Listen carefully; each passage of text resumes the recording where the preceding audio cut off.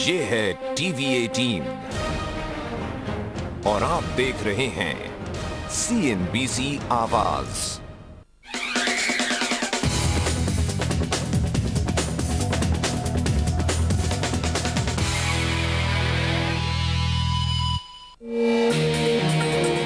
देश में बदलने वाला है शॉपिंग का तरीका, बदलने वाली है रिटेल कंपनियों की तकदीर। और क्या अब किराना वालों को भी बदलना होगा? हमारी खास पेशकश में सुनिए भारतीय एंटरप्राइजेज के राजन मित्तल, फ्यूचर ग्रुप के किशोर बियानी, आदित्य बिरला ग्रुप के थॉमस वर्गीज और मैकडॉनल्ड्स इंडिया के विक्रम बख्शी की राय।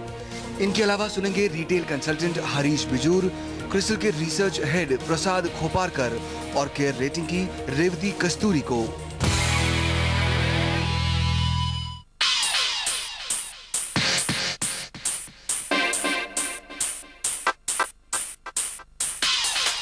फुटबॉल ग्राउंड की तरह ये बड़े सुपर स्टोर अब भारत में भी दिख सकेंगे। वॉलमार्ट समेत दुनिया की सभी बड़ी रिटेल कंपनियों के लिए भारत में प्रवेश का दरवाजा खुल गया है। सरकार ने मल्टी ब्रांड रिटेल में 51% विदेशी निवेश को मंजूरी दे दी है। हालांकि अभी देश में हर जगह के लोग अपने यहाँ किसी वॉलमार्ट या टेस्को के स्टोर की उम्मीद न रखें, क्योंकि सरकार ने कह दिया है कि जो राज्य रिटेल में विदेशी निवेश चाहते हैं वही ये स्टोर खुलेंगे। इतना ही नहीं, विदेशी रिटेल उन्हीं शहरों में जा सकेंगे जहां की आबादी 10 लाख से ज्यादा हो। विदेशी रिटेल कंपनियों के लिए शर्त ये भी है कि 3 साल तक उन्हें आधा पैसा बैक एंड इंफ्रास्ट्रक्चर पर खर्च करना होगा और 30% माल उन्हें स्थानीय लघु उद्योगों SME से लेना होगा। यानी विदेशी रिटेलरों के लिए भारत में जमने की राह आसान नहीं है। दुकानदारों के देश में इनके खिलाफ बहुत बड़ा तबका है और इसलिए सरकार फूंक फूंक कर कदम रखना चाहती है। लेकिन अगर ऐसा होता है तो भारत में विदेशी रिटेलर की क्या जरूरत है, क्योंकि बिग रिटेल तो देश में कई सालों से है। रिटेल ही कंजम्पशन पैदा कर सकता है, कंजम्पशन के ऊपर ही मैन्युफैक्चरिंग चलेगी, उसके ऊपर ही सर्विसेज सेक्टर बनते हैं, स्मॉल मीडियम एंटरप्राइज आते हैं, नए एंटरप्रेन्योर्स बनते हैं, सप्लायर्स बनते हैं, वेंडर्स बनते हैं।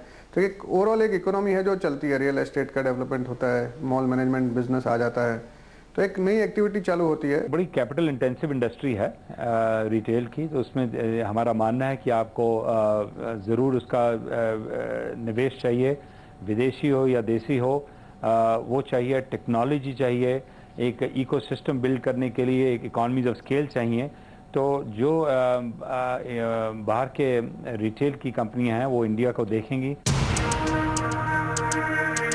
दरअसल देश के रिटेल सेक्टर में ग्रोथ की बड़ी संभावनाएं हैं। फिलहाल देश में रिटेल कारोबार का साइज है 23,50,000 करोड़ रुपए से ज्यादा।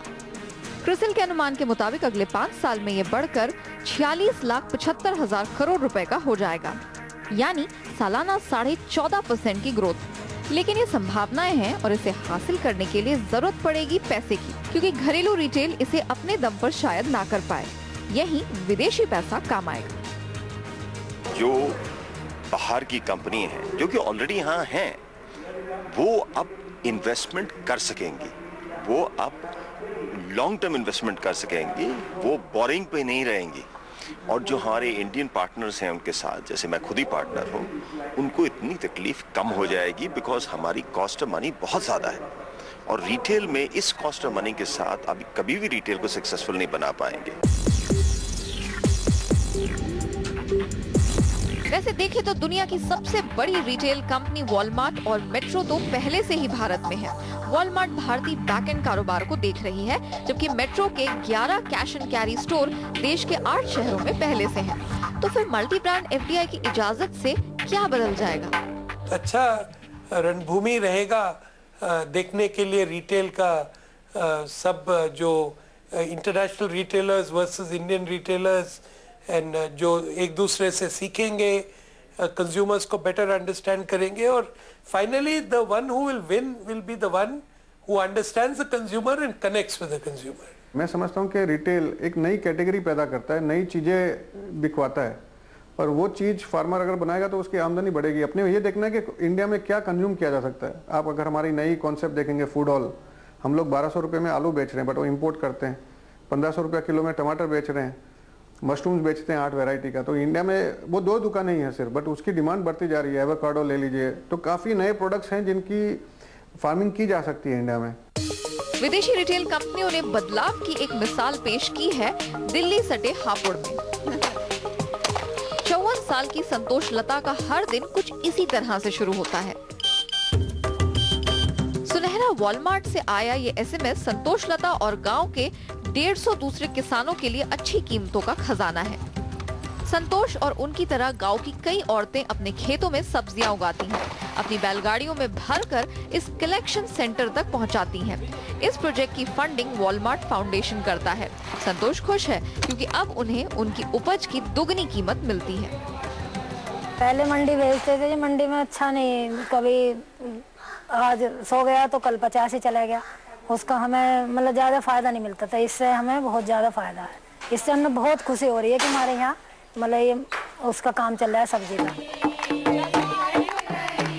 सिर्फ 6 महीने के कम वक्त में ही उत्तर प्रदेश के 8 गांव की 800 महिलाएं इस प्रोग्राम से जुड़ चुकी हैं।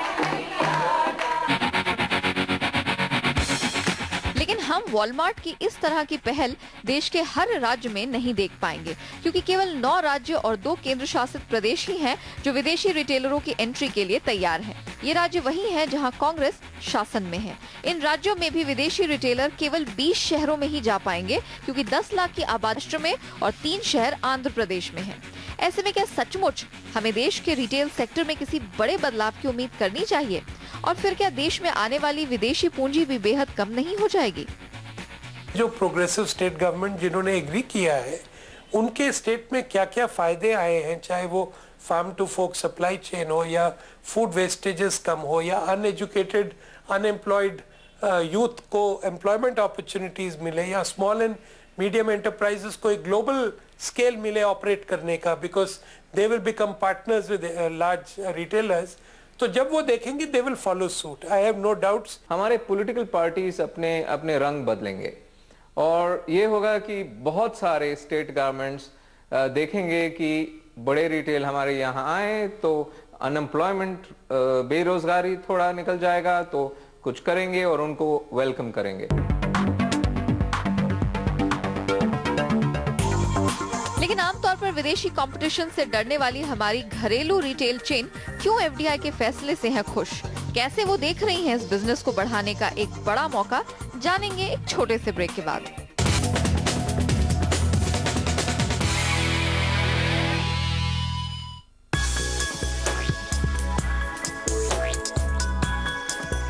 फ्यूचर ग्रुप के किशोर बियानी को रिटेल किंग कहा जाता है। देश में ऑर्गेनाइज्ड रिटेल को किशोर बियानी ने एक नई शक्ल और पहचान दी। बिग बाजार और फूड बाजार ने लोगों के शॉपिंग एक्सपीरियंस को बदल दिया और ये सिर्फ महानगरों तक ही नहीं सिमटा है। किशोर बियानी के साथ साथ रिटेल के कारोबार में देश के सबसे बड़े उद्योगपति मुकेश अंबानी, आदित्य बिरला ग्रुप के कुमार मंगलम बिरला, भारती एंटरप्राइजेस के सुनील भारती मित्तल जैसे बड़े बिजनेस लीडर उतर चुके हैं और बिजनेस को एक लेवल तक पहुंचा चुके हैं। रिलायंस रिटेल के देश में 1200 स्टोर हैं। फ्यूचर ग्रुप भी देश भर में अपने 750 स्टोर खोल चुका है। आदित्य बिरला रिटेल 536, स्पेंसर की 323 और भारती रिटेल की 165 दुकानें हैं। इतने स्टोर खुलने के बावजूद देश में अभी ऑर्गेनाइज्ड रिटेल का हिस्सा केवल 7% है और इसमें से ज्यादातर कंपनियां घाटे में हैं। पिछले वित्त वर्ष में रिलायंस रिटेल को 247 करोड़ रुपए का घाटा हुआ। भारती रिटेल ने भी 266 करोड़ का नुकसान सहा है। आदित्य बिरला रिटेल को 423 करोड़ रुपए का भारी घाटा हुआ। लेकिन इन कंपनियों को उम्मीद है कि डॉलर के साथ साथ टेक्नोलॉजी और विदेशी रिटेलरों के तजुर्बे से ये तस्वीर बदल जाएगी। ऐसा कोई भी रिटेलर नहीं है जो पिछले 8-10 साल में जिसने कुछ खास पैसा कमाया है इस बिजनेस में, मगर इसीलिए लोग आज भी इन्वेस्टेड हैं क्योंकि सब लोगों को मालूम है कि ये बिजनेस में 8-10 साल में कुछ जल्दी कुछ होने वाला नहीं है, इसको टाइम लगने वाला है और इसमें बहुत पैसा लगने वाला है और इसीलिए अपने को एफडीआई या एफआईआई इन्वेस्टमेंट की जरूरत है इस बिजनेस में। वैसे देखें तो वॉलमार्ट और मेट्रो जैसी विदेशी कंपनियां पहले से ही भारत में पहुंच चुकी हैं, लेकिन ये विदेशी रिटेल कंपनियां अभी कैश एंड कैरी फॉर्मेट में बिजनेस कर रही हैं, जहां 100% तक पूंजी विदेशी कंपनियां लगा सकती हैं। लेकिन कैश एंड कैरी स्टोर से खरीदारी सिर्फ बड़े होलसेलर, डिस्ट्रीब्यूटर और छोटे रिटेलर ही कर सकते हैं, कोई आम कस्टमर नहीं। अब मल्टी ब्रांड में 51% एफडीआई की अनुमति मिलने के बाद वॉलमार्ट और मेट्रो अपना स्टोर खोल सकेंगे जहां कोई भी कस्टमर जाकर शॉपिंग कर सकेगा। सुनील भारती मित्तल की भारती एंटरप्राइजेस का वॉलमार्ट से जॉइंट वेंचर है। उम्मीद है कि वॉलमार्ट उन कंपनियों में होगी जो सबसे पहले अपना स्टोर खोलेगी। The FDI, as announced, means that each state that has a city with a population greater than 10 lakh means that we go through the approval process. So I think what Raj was referring to was that generally the pipeline for modern retail can anywhere between 12 and 24 months depending upon the size of the box. हमारी उनसे already एक partnership है backend और wholesale के लिए। उसको हमारा मानना है कि एक पार्टनरशिप एक नेचुरल चॉइस है, उसको आगे उससे बातचीत होगी। विदेशी रिटेलर को सबसे पहले साझेदार तलाशना होगा, उसके बाद तय करना होगा कि वो किन शहरों में जाएगा। फिर उसके हिसाब से ही उसे अलग अलग राज्यों की इजाजत लेनी होगी। उसके बाद एक बार फिर केंद्र सरकार से अंतिम मंजूरी लेनी होगी। इस मंजूरी के बाद राज्यों से स्टोर खोलने का फाइनल लाइसेंस लेना होगा। स्टोर खोलने के लिए कंपनी को 25 तरह की मंजूरी लेनी होती है। इस बीच कंपनी को सही लोकेशन भी खोजनी होगी।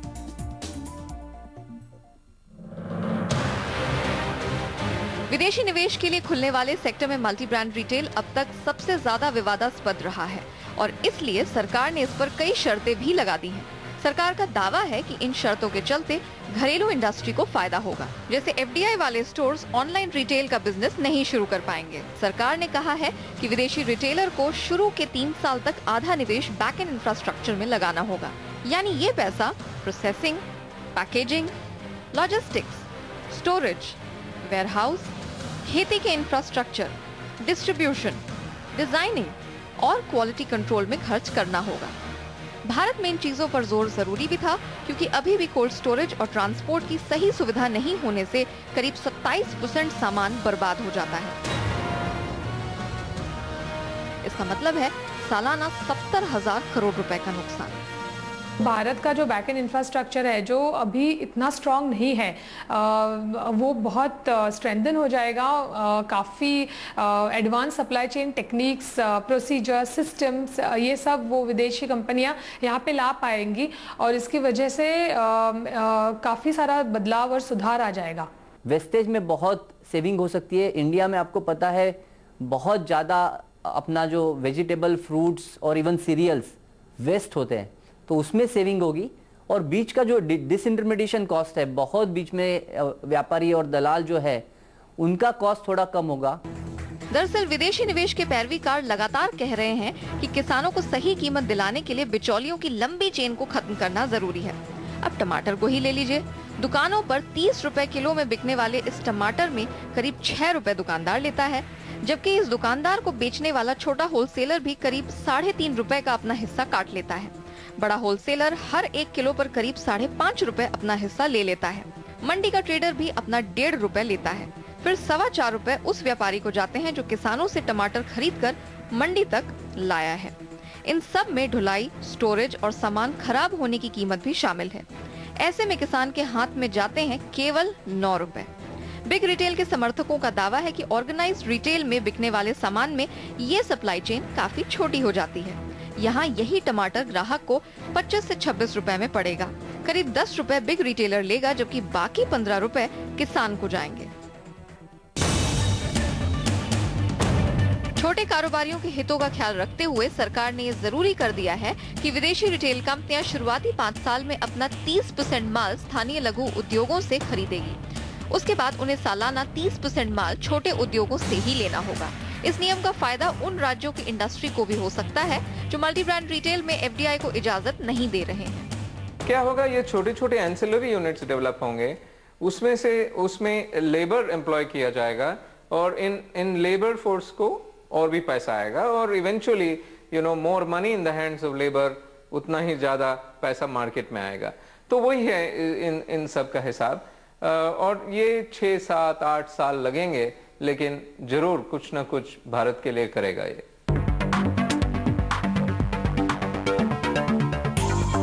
लेकिन सवाल ये है कि अगर सब कुछ इतना अच्छा होने वाला है तो फिर एफडीआई पर हंगामा क्यों? क्या इसका विरोध करने वालों का डर गैर वाजिब है? जानेंगे एक ब्रेक के बाद।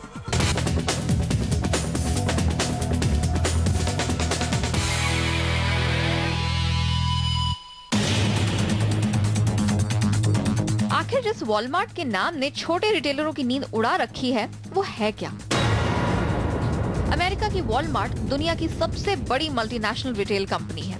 फॉर्च्यून 500 कंपनियों की लिस्ट में ये दुनिया की तीसरी सबसे बड़ी कंपनी है।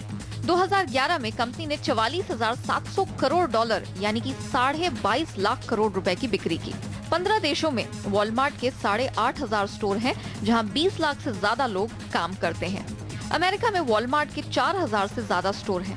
लेकिन विदेशी रिटेल चेन का विरोध करने वालों को इस तथ्य से थोड़ा बल मिल सकता है कि वॉशिंगटन और न्यूयॉर्क में वॉलमार्ट के स्टोर नहीं है। न्यूयॉर्क में वॉलमार्ट का स्टोर खोलने की ताज़ा कोशिश फिर नाकामयाब हो गई, क्योंकि वहां के छोटे रिटेलर इसके खिलाफ हैं। लेकिन वहां के छोटे रिटेलरों को वॉलमार्ट के आने से बिजनेस खत्म होने का डर नहीं है। उनका विरोध वॉलमार्ट के बिजनेस मॉडल को लेकर है। भारत में भी कुछ उदाहरण ऐसे हैं जहां मल्टीनेशनल कंपनियों के साथ बिजनेस करने वालों के अनुभव ठीक नहीं रहे। कंपनियों का ये हमारा एक्सपीरियंस रहा है, किसी भी कंपनी का जब कभी मार्केट में ज़्यादा प्रोडक्शन हो जाती है तो वो उनकी रिजेक्शन और उनके जो पैरामीटर और होते हैं। जब उसकी कमी होती है किसी भी फसल की, तब उनके पैरामीटर और होते हैं। पेप्सी ने खूब लूटा है। फैक्ट्री लगी ज़ुहरे में, ज़ुहरे उस जगह पे फैक्ट्री लगवाई गई थी। चीफ मिनिस्टर साहब को मिले, FCG साहब को मिले, सारों को मिलकर कोशिश करके हम यहाँ फैक्ट्री लाए थे। वो 10 साल के अंदर अंदर फैक्ट्री का आज वहाँ निशान भी नहीं है। पेप्सी का तो एम था अपना सिर्फ वो ब्रांड, पेप्सी जो उनका बॉटलिंग प्लांट है उन्होंने वो चालू कराना था, क्योंकि गवर्नमेंट ने बंद कर दिया था। कई देशों में मल्टीनेशनल रिटेल कंपनियों के बिजनेस करने के आक्रामक तरीके से वहां के छोटे बिजनेस पर असर पड़ा है। इससे भी हमारे देश के किराना दुकानदार डरे हुए हैं। उन्हें फिक्र है कि अपने पैसे के बल पर ये कंपनियां छोटे दुकानदारों को खा जाएंगी। सारा मल्टीनेशनल कंपनी में बाहर से पैसा लाना है, उनका 1 रुपया है, हमारे 60 रुपए होने हैं। हम उसका मुकाबला क्या करेंगे? हम तो सड़क पे आ जाएंगे और क्या होगा? बेरोजगारी हो जाएगी, बच्चे भूखे मरेंगे। मेट्रो या इजी वे से आने से अब बिल्कुल ठप हो जाएगा और छोटे दुकानदार जो हैं वो कमाई उनकी कम हो जाएगी, वो अपने बच्चे जो है पाल नहीं सकेंगे। छोटा दुकानदार बिल्कुल ही खत्म हो जाएगा। जो आगे Best Price, Metro, Easy Day ऐसे स्टोर खुले आ, उन्होंने नाल अगे साडा काम बहुत घट गया वा। जो हमारे डिस्ट्रीब्यूटर से आता है माल, उससे भी वो लोग सस्ता बेच सकते हैं और डायरेक्ट कस्टमर तक जा सकते हैं। उनकी कंपेयर में हम खड़े ही नहीं रह पाते, ना स्टॉक के हिसाब से खड़े रह पाते हैं, ना इन्वेस्टमेंट की तरफ से खड़े हो पा रहे हैं। और उसके ऊपर ये FDI आएगी तो बिल्कुल चौपट हो जाएगा हमारा धंधा। तो इनके पास कैपेसिटी बहुत है सामान रखने की, बार्गेन करने की और सस्ते में माल बेचने की। ये नुकसान में माल बेच के छोटे व्यापारी को बर्बाद करके उसको सड़क पे ला देंगे, उसके बाद अपने नौकर रखेंगे इसको। ये डर देश के 3.5 करोड़ दुकानदारों और उनके 17.5 करोड़ परिवार वालों को है। उनके साथ करीब 25 लाख बिचौलियों का धंधा भी खतरे में है, क्योंकि बिग रिटेल ही बिचौलियों को खत्म करने की बात करता है। ऐसे में सवाल ये भी है कि बिग रिटेल कहीं धंधे में लगे लाखों लोगों को बेरोजगार तो नहीं कर देगा, और क्या कार्य कुशलता बढ़ाने के नाम पर देश में बेरोजगारों की संख्या बढ़ेगी? इवन आफ्टर 5 साल के बाद भी फॉरेनर्स का जो शेयर होगा इंडिया में वो 10 के 15% से ज़्यादा नहीं हो सकता है। और हमने चाइना की ओर देखा है, चाइना में लगभग 15 साल से अभी FDI इन रिटेल अलाउड है, और वहाँ अभी भी फॉरेनर्स का शेयर लगभग 25% तक सीमित है। जानकारों का मानना है कि किराना वालों को ज्यादा फिक्र नहीं करनी चाहिए, क्योंकि उनकी कुछ खूबियां हैं जिसका मुकाबला बिग रिटेल नहीं कर पाएगा, इसलिए उनकी जरूरत बनी रहेगी। किराने वाले दुकान हम लोगों को इजीली बीट करते हैं हर चीज में। तो वो लोग टोटल नंबर ऑफ आइटम जो बेचते हैं 700-800 SKU बेचते हैं, हम लोग 80,000 SKU बेचते हैं। तो कंपैरिजन और कंपटीशन 800 SKU में होता है। अपने रिटेलर को अंकल बुलाते हैं, चाचा बुलाते हैं, चेटन बुलाते हैं। जिस प्रदेश से आ रहे हैं वो लैंग्वेज में कोई ना कोई एक सैल्यूटेशन होता है। तो ऐसा रिलेशनशिप आप बड़े रिटेल में कभी भी नहीं देखेंगे। और फिर बदलते वक्त के साथ कई किराना वाले भी अपनी स्ट्रैटेजी बदलकर बिग रिटेल को चुनौती दे रहे हैं। 80-100 छोटे रिटेलर एक साथ एक एसोसिएशन बना के मार्केटियर से खरीद रहे हैं, तो और बोल रहे हैं हम 100 लोग आपसे खरीद रहे हैं और आपको जो स्केल चाहिए वो तो है, तो अभी हमें वही रेट दीजिए दो आप बड़े रिटेलर को देते हैं। तो ये थोड़ा सा एक स्ट्रेटजी बन गया इनका। और दूसरा बात यह है कि ये सब छोटे रिटेलर्स अभी डिस्प्ले में बहुत दिलचस्पी रख रहे हैं और रिलेशनशिप बढ़ाने में भी बहुत दिलचस्पी रख रहे हैं। होम डिलीवरी दे रहे हैं हमारे छोटे रिटेलर। यानी हमारे पड़ोस के दुकानदारों को डरने की ज्यादा जरूरत नहीं। जरूर उन पर बिजनेस मॉडल को बदलने, उसमें सुधार करने का दबाव बनेगा, लेकिन बदलाव के किसी भी दौर में ये स्वाभाविक प्रक्रिया है। और भारत जितने बड़े देश में जिन शर्तों पर विदेशी कंपनियां आ रही हैं, उसके फायदे ज्यादा दिख रहे हैं, नुकसान कम। इस बहस में जिस एक बात से कोई इनकार नहीं कर रहा, वो ये है कि कंज्यूमर हर लिहाज से फायदे में रहेगा।